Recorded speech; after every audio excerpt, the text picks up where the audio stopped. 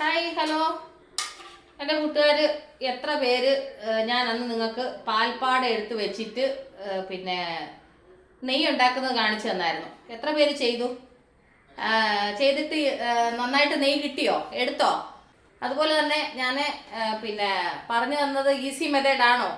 അതൊക്കെ ഒന്ന് കമൻറ്റ് ചെയ്യുക. കാരണം നിങ്ങൾ ഉണ്ടാക്കിയില്ലെന്നൊക്കെ അറിയാനുള്ള ഒരു ആഗ്രഹം വെച്ചിട്ടാണ്. അങ്ങനെ ഞാൻ അന്ന് ഉണ്ടാക്കിയ നെയ്യ് കഴിഞ്ഞു. അത് കഴിഞ്ഞിട്ട് ഞാൻ പിന്നെ അത് പാക്കറ്റും പുറത്തുനിന്ന് മേടിച്ചു കേട്ടോ. അപ്പം പിന്നെ അത് ഞാനാണെന്നുണ്ടെങ്കിൽ സ്റ്റോർ ചെയ്ത് വെച്ചിട്ട് പിന്നെ ഇത് രണ്ടാമത്തെ പ്രാവശ്യമാകുമ്പോൾ എനിക്ക് തോന്നുന്നത്, ഒന്നാമത്തെ പ്രാവശ്യം രണ്ടാമത്തെ പ്രാവശ്യം ഒന്നും ഓർക്കുന്നില്ല. അപ്പോൾ ഇത് ഫുൾ ഇങ്ങനെ ഫില്ലായി നിറഞ്ഞിരിപ്പുണ്ട്. ഇനി ഇതിനകത്ത് പാൽപ്പാട ഒഴിച്ചു വെക്കാനുള്ള സ്ഥലമില്ല.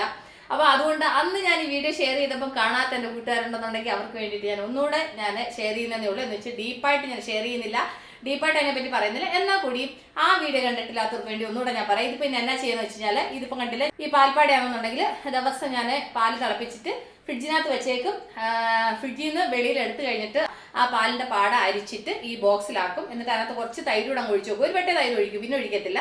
ഇച്ചിരി തൈര് കൂടെ ഒഴിച്ചിട്ട് അങ്ങനെ അങ്ങ് ഫ്രിഡ്ജിൽ വെക്കും. ഫ്രീസറിലല്ല വെക്കുന്നത്, ഫ്രിഡ്ജിനകത്താണ് വെക്കുന്നത്. പിന്നെ വേറൊരു കാര്യം പറയാനുള്ളത്, അതിനകത്ത് അന്ന് കുറേ കമന്റുകൾ ചോദിച്ചത് ഇങ്ങനെ ഓർക്കുക. അത് ഞാൻ കവർ പാലാണ് യൂസ് ചെയ്യുന്നത്. ഞാനിവിടെ ബാംഗ്ലൂരിൽ നമുക്കിവിടെ നന്ദിനിയുടെ പാക്കറ്റ് പാലാണ് വരുന്നത്. അപ്പം നന്ദിനിയുടെ പാക്കറ്റ് പാലാണ് ഞാൻ മേടിക്കുന്നത്. അത് ഓറഞ്ച് കളർ പാക്കറ്റ് വരും, അത് സ്പെഷ്യൽ പാലെന്ന് പറഞ്ഞിട്ട് വരും.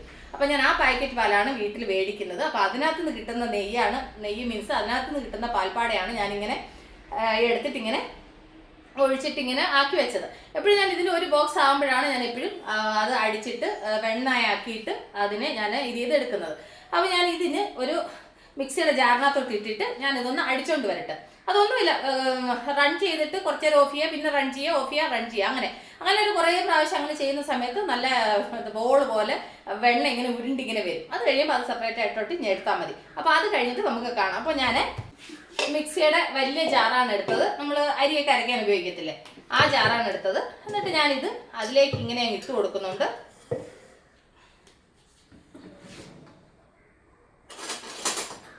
ഒരു തവി ഉപയോഗിച്ചിട്ട് ഇങ്ങനെ അങ്ങ് പിന്നെ എടുക്കാം. കാരണം അല്ലാതെ ഞാൻ ഇടുന്ന സമയത്ത് നിലത്ത് വല്ലതും പോയിട്ടുണ്ടെന്നുണ്ടെന്നുണ്ടെങ്കിൽ നമ്മൾ ഇത്രയും കഷ്ടപ്പെട്ടിട്ട് ഞാൻ ആക്കിയെടുത്തത് അത് വേസ്റ്റ് ആയിപ്പോവും. അപ്പോൾ ഈ ഒരു ജാറ് നിറയോളം ഉണ്ട്, അതുകൊണ്ട് ഞാൻ അത്രയും ഫുൾ ഇടുന്നില്ല. അപ്പോൾ നമുക്ക് വെള്ളം ഒഴിച്ച് അടിക്കാൻ ഇച്ചിരി ബുദ്ധിമുട്ടായിരിക്കും കേട്ടോ.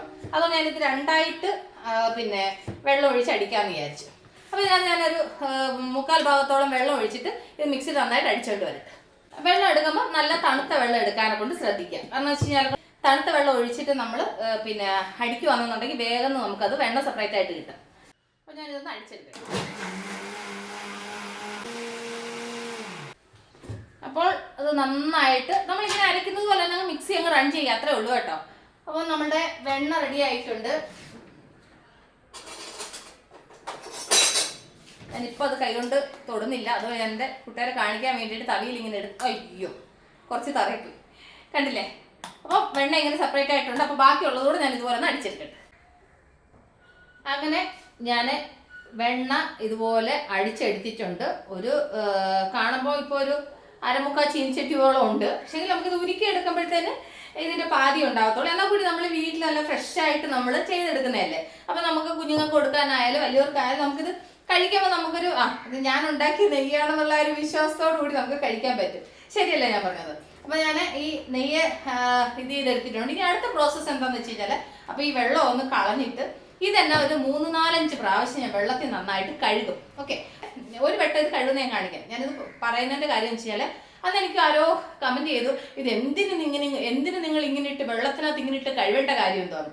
അത് കഴുകുന്നതിൻ്റെ കാര്യം വേറൊന്നുമല്ല, ഈ വെണ്ണയ്ക്കകത്ത് പാലിൻ്റെ അംശം ഉണ്ടെന്നുണ്ടെങ്കിൽ നമ്മളത് ഉരുക്കി വെച്ചാലും കുറച്ച് നാൾ കഴിയുമ്പോഴത്തേന് ഒരുമാതിരി സ്മെല്ല് വരും. അതുപോലെ തന്നെ വേഗം നെയ്യ് കേടായി പോകും. അതേ സ്ഥാനത്ത് നമ്മൾ ഇതുപോലെ വെള്ളം ഒഴിച്ച് നന്നായിട്ട് ഞെവിടി ഇതിനകത്ത് പാലിൻ്റെ അംശമൊന്നും ഇല്ലാതെ വൃത്തിയായിട്ട് കഴുകി എടുത്തതിന് ശേഷം ഉരുക്കി എടുത്തു കഴിഞ്ഞാൽ എത്ര നാൾ നെയ്യ് പുറത്ത് വെച്ചാൽ ഒരു കുഴപ്പമില്ല. അന്ന് എനിക്ക് ആരോ മെസ്സേജ് അയച്ചു, നിങ്ങൾ വീട്ടിലുണ്ടാക്കി നെയ്യ് എന്തിനാ പുറത്ത് വെച്ചേക്കുന്നത്, എന്താ ഫ്രിഡ്ജിൽ വെക്കാത്തത്, പുറത്ത് വെച്ചാൽ കേടായി പോകത്തില്ലേന്ന്. ഇങ്ങനെ ചെയ്തിട്ട് നെയ്യ് എത്ര നാൾ വേണമെങ്കിലും നെയ്യ് വെളിയിൽ വെക്കാം. കാരണം വെച്ചാൽ ഞാനിത് ഫ്രിഡ്ജിൽ വെക്കാറില്ല, ഞാൻ നെയ്യ് എപ്പോഴും പുറത്ത് തന്നെയാണ് വെക്കാറ്. ഞാനിത് എന്തുകൊണ്ട് ഇതിനെക്കുറിച്ച് ഇത്ര ഡീറ്റെയിൽ ആയിട്ട് പറയുന്നത് വെച്ച് കഴിഞ്ഞാൽ ഞാനിത് ഇങ്ങനെ ചെയ്യുന്നത് കൊണ്ടാണ് പറയുന്നത്. പിന്നെന്ന് വെച്ച് കഴിഞ്ഞാൽ കൊണ്ട് ആദ്യമായിട്ട് ചെയ്യുന്നവർക്ക് ഇതിനെപ്പറ്റിയൊന്നും അറിയത്തില്ല. അതുകൊണ്ടാണ് ഇതിനെക്കുറിച്ച് കുറേ കൂടെ ഡീറ്റെയിൽ ആയിട്ട് ഞാൻ പറഞ്ഞു തന്നത്. അപ്പോൾ ഞാനിതൊരു 3-4 വെള്ളം ഒന്ന് കഴുകിക്കൊണ്ട് വരട്ടെ. ഇത് എത്ര പ്രാവശ്യം കഴുകി കഴിഞ്ഞാൽ നമുക്ക് ഈ വെള്ളം ഇങ്ങനെ കഴുകുന്ന സമയത്ത് മനസ്സിലാവുമല്ലോ. അപ്പോൾ ഈ പാലിൻ്റെ ഒരു അംശം ഇതുപോലെ ഇല്ലാതെ നല്ല വൈറ്റ് കളറായിട്ട് വെള്ളം എപ്പോഴാവുന്നു അത്രയും പ്രാവശ്യം ഇത് കഴുകണം. അപ്പോൾ ഞാനിത് നീറ്റായിട്ടൊന്ന് നന്നായിട്ട് ഇതുപോലെ ഇങ്ങനെ ഞെവിടി കഴുകണം കേട്ടോ. ഇങ്ങനെ വെള്ളത്തിനകത്തിട്ട് ഇങ്ങനെ ഇതുപോലെ പിഴിഞ്ഞ് വൃത്തിയാക്കി കഴുകിയെടുക്കണം. അപ്പോൾ ഞാനിത് നന്നായിട്ടൊന്ന് കഴുകിക്കൊണ്ട് വരട്ടെ. കണ്ടില്ല, അങ്ങനെ വെള്ളം നന്നായിട്ട് 3-4 വെള്ളം കഴുകിയെടുത്തു. അപ്പോൾ ഈ വെള്ളത്തിൻ്റെ കളർ എൻ്റെ കൂട്ടുകാരിപ്പം കണ്ടോ, നമ്മുടെ നോർമൽ വെള്ളത്തിൻ്റെ കളറായി. കാരണം വെച്ച് കഴിഞ്ഞാൽ ഞാനൊരു 3-4 വെള്ളം നന്നായിട്ട് വാഷ് ചെയ്തെടുത്ത് കേട്ടോ. അപ്പം നമ്മുടെ വെണ്ണ നല്ല വൃത്തിയായിട്ട് വാഷായിട്ടുണ്ട്. ഇനി ഇതിനകത്ത് പാലിൻ്റെ അംശമൊന്നുമില്ല. ആ ഒരു തുള്ളി പാലിൻ്റെ അംശം ഇരുന്ന് കഴിഞ്ഞാൽ നെയ്യ് കേടായി പോകും. അപ്പോൾ ഞാനിപ്പോൾ നന്നായിട്ട് വൃത്തിയായിട്ട് കഴുകി എടുത്തുകൊണ്ട് വന്നിട്ടുണ്ട്. ഇനി ഇത് അടുപ്പേ വെച്ച് നന്നായിട്ടൊന്ന് ഉരുക്കിയെടുക്കുക. അപ്പോൾ അത് വെള്ളം അങ്ങ് കളഞ്ഞിട്ട് കാരണം ഞാൻ ആദ്യമേ കഴുകാൻ ഞാൻ ഈ ചട്ടി തന്നെ എടുത്തതിൻ്റെ കാര്യം വെച്ച് കഴിഞ്ഞാൽ ചെവിട് കട്ടിയുള്ള ചട്ടി എടുത്തു കഴിഞ്ഞാൽ ഇത് നമുക്ക് ഒരു മീഡിയം ഫ്ലെയിമിലിട്ട് നന്നായിട്ട് ഉരുക്കിയെടുക്കാൻ പറ്റും. അപ്പം വേഗം പണി കഴിയുകയും ചെയ്യും, അടുക്കി പിടിക്കത്തില്ല, അങ്ങനത്തെ ഉള്ള കാര്യങ്ങളൊക്കെ ഉണ്ട്. ഓക്കെ, അപ്പോൾ നമ്മുടെ വെണ്ണ റെഡി ആയിട്ടുണ്ട്. അപ്പോൾ നമുക്കിത് ഉരുക്കിയെടുക്കാം. അപ്പോൾ ഞാൻ ഈ വെള്ളം കളയട്ടെ. അപ്പോൾ നമ്മുടെ ഫ്രഷായിട്ടുള്ള വെണ്ണ റെഡി ആയിട്ടുണ്ട്. ഓക്കെ,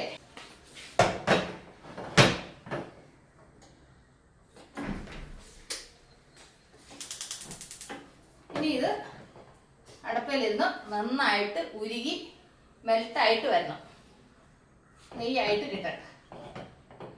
അത് കഴിഞ്ഞ് നമുക്ക് കാണാം. ഓക്കെ, ഇത് ആൾറെഡി ഞാൻ ഡീറ്റെയിൽഡ് ആയിട്ടുള്ള വീഡിയോ എൻ്റെ കൂട്ടുകാർക്ക് ഷെയർ ചെയ്തതുകൊണ്ടാണ് പിന്നെ അതിനെ പറ്റിയിട്ട് ഞാൻ കൂടുതലായിട്ട് പറയുന്നില്ല. അപ്പോൾ ഇത് നന്നായിട്ടൊന്ന് മെൽട്ടായി ഒന്ന് ഉരുകി ഒന്ന് വെണ്ണയായി കിട്ടട്ടെ.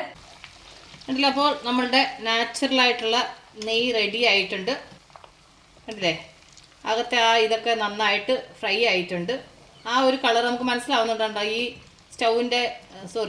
ഈ ചീൻചട്ടിയുടെ സൈഡൊക്കെ കണ്ടോ, നന്നായിട്ട് ഇതായിട്ടുണ്ട്. അപ്പോൾ ഞാൻ സ്റ്റൗ ഓഫ് ചെയ്യാണ്. ഇനി നമുക്ക് ഒരു അരിപ്പയിലോട്ട് ഒഴിച്ച് ഇത് നന്നായിട്ടിഞ്ഞ് അരിച്ചെടുക്കാം.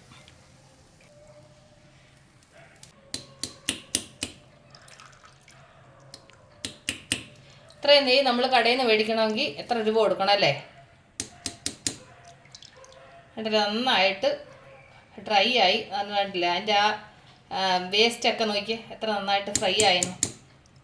ഈ ഒരു പരുവത്തിൽ ഇത് ചെയ്തെടുക്കണം. ഇനി ഒരു ബോട്ടിലോട്ട് ഞാനിതൊന്ന് ഒഴിച്ചെടുക്കട്ടെ. അങ്ങനെ എന്തായാലും നല്ല ഫ്രഷായിട്ടുള്ള നെയ്യ് റെഡി ആയിട്ടുണ്ട്. അപ്പം കഴിഞ്ഞ പ്രാവശ്യം ഞാൻ നെയ്യ് ഉണ്ടാക്കിയപ്പം എൻ്റെ കൂട്ടുകാർ പറഞ്ഞു, ചേച്ചി അതൊരു ബോട്ടിലാക്കിയിരുന്നെന്നുണ്ടെങ്കിൽ ഇനി സൂപ്പർ ആയനെയായിരുന്നു. അപ്പം ഇനി ഞാൻ ബോട്ടിലാക്കിയില്ല എന്നുള്ള പരാതി എൻ്റെ കൂട്ടുകാർക്ക് വേണ്ട.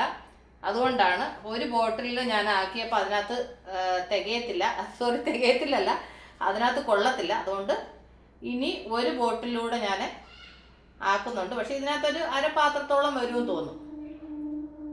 തുള്ളി ലാസ്റ്റ് നയിച്ചൊഴിക്കട്ടെ.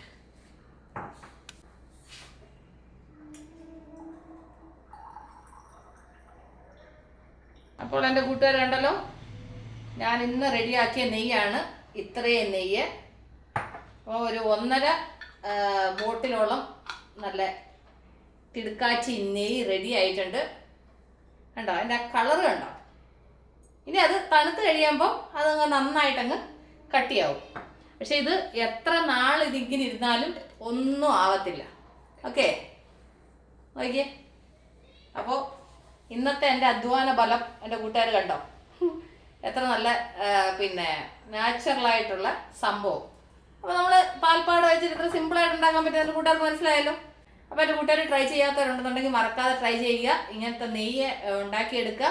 ഈ നെയ്യൊക്കെ എന്ന് പറഞ്ഞു കഴിഞ്ഞാൽ കുഞ്ഞുങ്ങൾക്കൊക്കെ വെറും വെയിറ്റിലൊക്കെ നെയ്യ് കൊടുക്കുന്നത് ഏറ്റവും നല്ലതാണ്. എന്തെങ്കിലുമൊക്കെ നമ്മൾ മരുന്ന് കൊടുക്കുന്ന സമയത്തൊക്കെ നെയ്യ് യൂസ് ചെയ്യണമെങ്കിൽ ഈ നെയ്യ് ഇങ്ങനെ വീട്ടിലുണ്ടാക്കി എടുത്താൽ മതി കേട്ടോ. സിമ്പിളായിട്ട് ചെയ്യാൻ പറ്റും, അധികം സമയമൊന്നും എടുത്തില്ല. എൻ്റെ കൂട്ടുകാർ കണ്ടതാണല്ലോ. അപ്പം എൻ്റെ കൂട്ടുകാർക്ക് ഞാൻ നിങ്ങളോട് ഷെയർ ചെയ്ത് തന്ന ഈ വീഡിയോ നിങ്ങൾക്ക് ഇഷ്ടപ്പെട്ടാണെന്ന് വിശ്വസിക്കുന്നു. അപ്പം നമ്മളോട് അടുത്ത വീഡിയോ വീണ്ടും കാണാൻ വരെ. Take care, bye, see U.